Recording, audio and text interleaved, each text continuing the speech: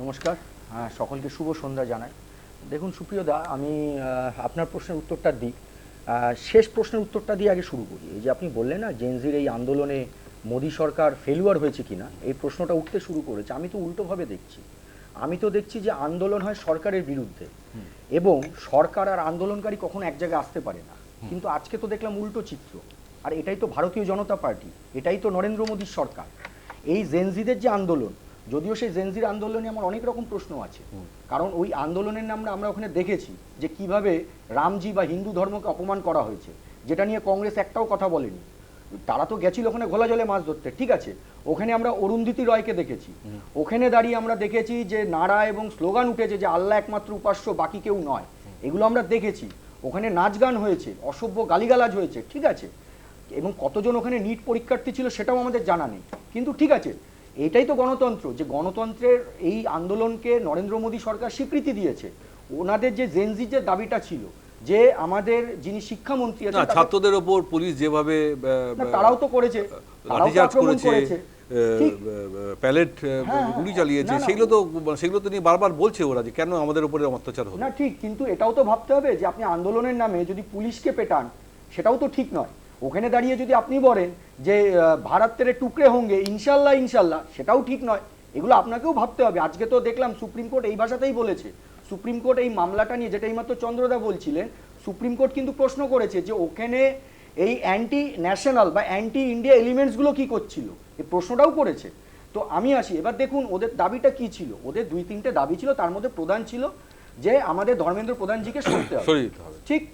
কিন্তু ওরা কিন্তু একবারও দাবি করেনি যে টোটাল রিফর্ম করতে হবে এডুকেশনের। দেখুন, এর নাম ভারতীয় জনতা পার্টি। নরেন্দ্র মোদী এক স্টেপ এগিয়ে গেছেন। তিনি মনে করেছেন যে এই সমস্যাটা আজকের নয়, বহু পুরনো এবং আগামী দিনেও চলতে থাকবে। তার জন্য উনি রিফর্ম আনতে এসছে।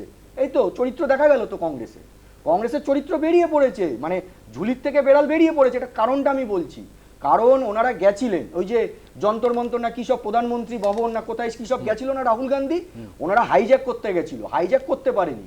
জেনজিরা অনেক চালাক কংগ্রেসের রাহুল গান্ধীর থেকে, হাইজ্যাক করতে দেয়নি। এখন কি করবে, রাজনৈতিক দল তো, তাদেরকে মানুষকে তো দেখাতে হবে যে আমরা আছি। তাই কি করলো, পার্লামেন্টে অবরোধ করে দিল, মানে বিলটাকে টেবিল করালো, পাশ করতে দিল না, হট্টগোল করে দিল। মানুষ সব দেখছে। আমি আপনার এই প্রশ্নের যে উত্তরটা দিলেন যে নরেন্দ্র মোদী সরকার ব্যাক ফুটে গেছে, ব্যাক ফুটে যায়নি, বরং নরেন্দ্র মোদী সরকার এবং জেনজি এক জায়গায় এসেছে।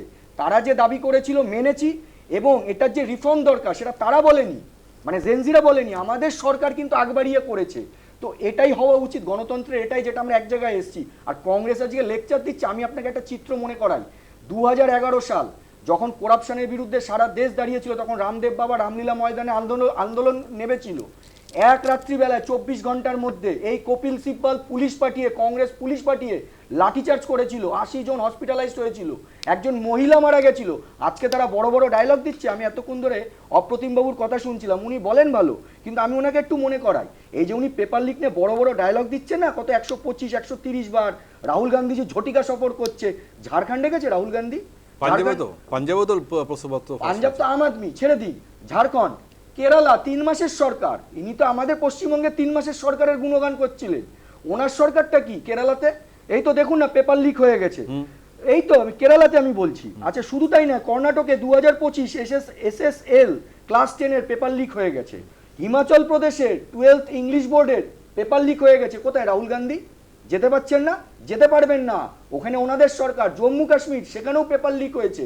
তো এইটা হচ্ছে কংগ্রেসের চরিত্র। আর ওনারা এতক্ষণ ধরে বলছিলেন না, আমি আপনাকে মনে করাই, ইঞ্জিনিয়ারিং পরীক্ষা যেটা AIEEE 2011 সালে প্রশ্ন লিক, কোনো উচ্চবাচ্য করেনি, কাউকে ওনারা শাস্তি দিতে পারেননি।